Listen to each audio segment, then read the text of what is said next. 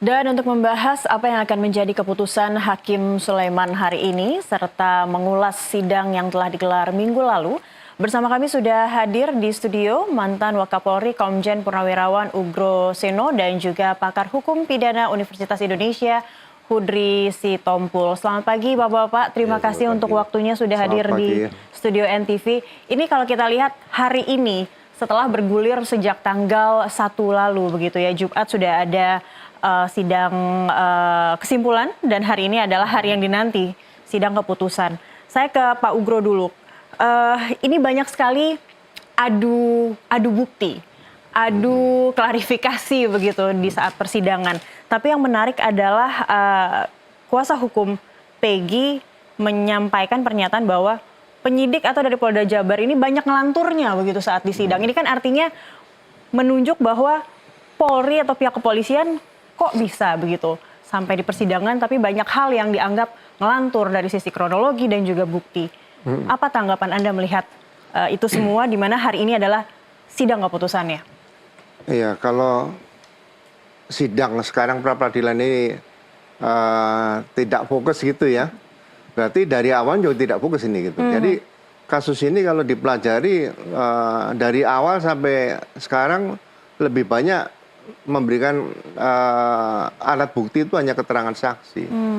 Keterangan-keterangan ahli yang berkaitan dengan forensik tidak pernah ada. Sehingga pernah dikatakan Pak Kapolri atau Wakapolri itu scientific crime investigation tidak ada. Sehingga siapapun yang misalnya akan ditangkap, entah Peggy A, Peggy B, Peggy C, semuanya tetap akan sulit mengarahkan bahwa itu pelakunya atau peristiwa seperti itu. Itu yang jadi beban di situ. Jadi harus kembali ke TKP ulang sebenarnya peristiwa ini terjadi seperti apa, di mana, bagaimana, itu artinya diungkap. Ini nggak usah malu karena ini ya kita akan mencari kebenaran yang hakiki, yang baik dan benar ataupun benar dan baik itu aja udah.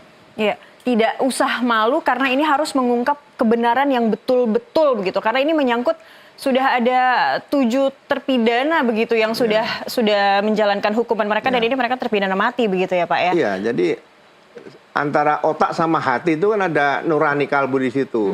Polisi juga manusia, bicara pakai nurani juga bagi seorang polisi ini kan harusnya seperti itu gitu. Tidak bisa mengatakan bahwa ini sudah cukup, terus hatinya udah cukup, belum tuh ada kalbu di sini yang berat nih. Itu pernah saya alami waktu saya Kapolda Sulawesi Tengah, di mana terpidana mati itu setelah saya pelajari karena ada keraguan pemerintah waktu itu, ya alat buktinya tidak cukup kuat dan saksi saya hadirkan juga tidak cukup kuat. Makanya saya menolak seperti itu. Lebih agak mirip-mirip dengan kasus ini begitu? Ya mirip, tapi kebetulan kan hukuman mati itu kan berat waktu itu. Kalau ini kan masih seumur hidup, ya mungkin perlu ditinjau kembali melalui PK dan sebagainya, atau PK khusus atau PK luar biasa seperti itu. Baik, kalau dari Pak Hudri sendiri, sudah berulang kali juga ini dinyatakan oleh kuasa hukum bahwa hasil psikologi forensik sebenarnya tidak terlalu berpengaruh untuk dihadirkan. Karena yang paling berpengaruh adalah bukti-bukti forensik seperti CCTV, bukti percakapan di media sosial ataupun telepon genggam, sidik jari, visum begitu kan. Artinya memang betul keyakinan tim kuasa hukum bahwa Peggy ini akan dinyatakan penetapannya tidak sah, ditetapkan sebagai tersangka, ini akan menjadi hasil akhir untuk hari ini. Karena banyaknya kekurangan-kekurangan itu tadi. Dipahami ya, ini ada persidangan pokok perkara dengan persidangan pra-peradilan.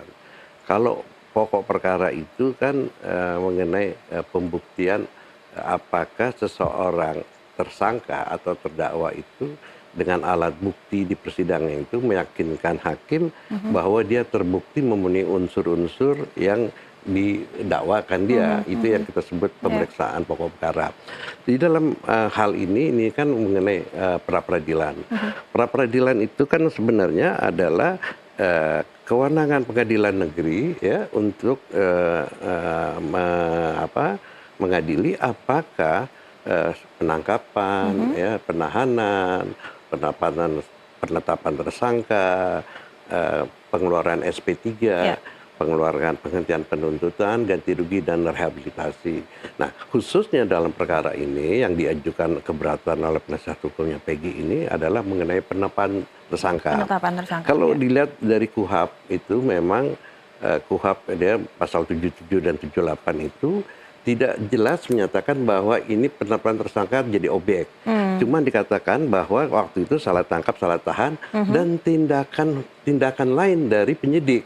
Ya, jadi mengenai frasa tindakan lain itu diuji di dalam perkara Mahkamah Konstitusi nomor 21 menyatakan bahwa tindakan lain, ketindakan polisi lain itu ya kan bisa dia mengambil rekonstruksi, mengambil foto, termasuk melakukan uji lay detector itu ya itu kan termasuk tindakan kepolisian lain. Nah, termasuk penetapan tersangka.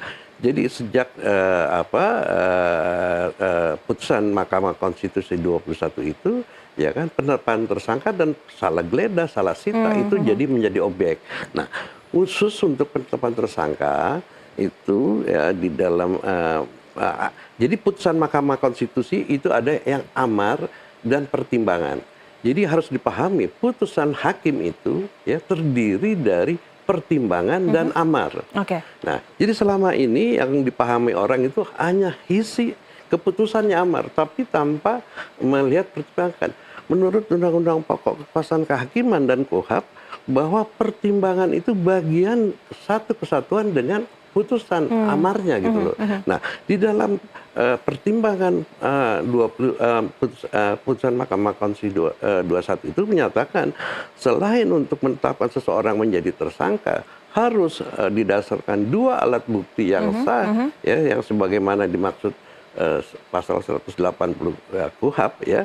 Jadi 2 dari 5 yang disebutkan itu ya. Jadi misalnya ada saksi, ahli, surat, keterangan terdakwa dan petunjuk ya itu 2 dari 5 itu. Selain itu harus diperiksa terlebih dahulu sebagai calon tersangka. Dan ini istilah terminologi calon tersangka di KUHP itu tidak ada ya. Tetapi dalam di dalam putusan Mahkamah Konstitusi tersebut karena Indonesia itu ya menganut negara hukum dan khususnya di pasal 28D itu dinyatakan setiap orang berhak memperoleh keadilan ya yang adil gitu ya, peradilan yang adil. Salah satunya itu ajas kepastian hukum ya. Karena di pasal 24 Undang-Undang Dasar menyatakan kekuasaan kehakiman itu adalah kekuasaan untuk menegakkan hukum dan menegakkan keadilan. Jadi di situ ajas kepastian. Nah, jadi seseorang ya kalau misalnya sebelum menjadi tersangka sewajarnya dia didengar dulu sebagai tersangka. Karena di dalam prinsip pemeriksaan itu ada namanya audi altran partem. Jadi semua pihak itu harus didengarkan dulu audi al partem itu. Nah, di dalam prinsip peradilan pidana kita atau KUHP kita itu kita menganut azas praduga tidak bersalah. Ya, jadi posisi antara aparat hukum yang menegakkan sebagai law enforcement dan orang yang diduga melanggar tindak pidana posisinya sama. Oke, Pak Hudi. Itu. Nah, jadi di dalam kesempatan itu mestinya diberi kesempatan dulu, karena dalam rangka sebelum dia jadi tersangka dia bisa melakukan pembelaan. Ya, melakukan gitu. Jadi dengan prinsip itulah Mahkamah Konstitusi bilang penetapan tersangka harus didahului oleh pemeriksaan saksi. Nah, jadi sedikit ini ya. Di dalam putusan Mahkamah Konstitusi waktu itu dilanjutkan dengan ada kasusnya pra peradilan Pak Budi Gunawan ya, koleganya Pak Ugro itu dulu gitu ya. Waktu Pak Ugro Wakapolri dia waktu Kalemdik ya kalau salah ya. Nah, waktu itu ya polisi ya mengirimkan divisi hukum dari ini jago-jagonya ahli hukum dari Mabes lah ya, menyatakan dengan prinsip-prinsip yang tadi itu meminta bahwa selain tidak ada alat bukti yang itu harus diberikan pemeriksaan yang nah di samping menunjuk keputusan Mahkamah Konstitusi 21. Sejak itulah maka dikenal ya sejak itu kan bahwa penetapan tersangka itu harus berdasarkan 2 alat bukti dan pernah diperiksa sebagai saksi. Waktu itu termohonnya KPK. Nah, jadi kalau kita menganut prinsip ya kita memang negara sistem hukum kita tidak menganut sistem jurisprudensi.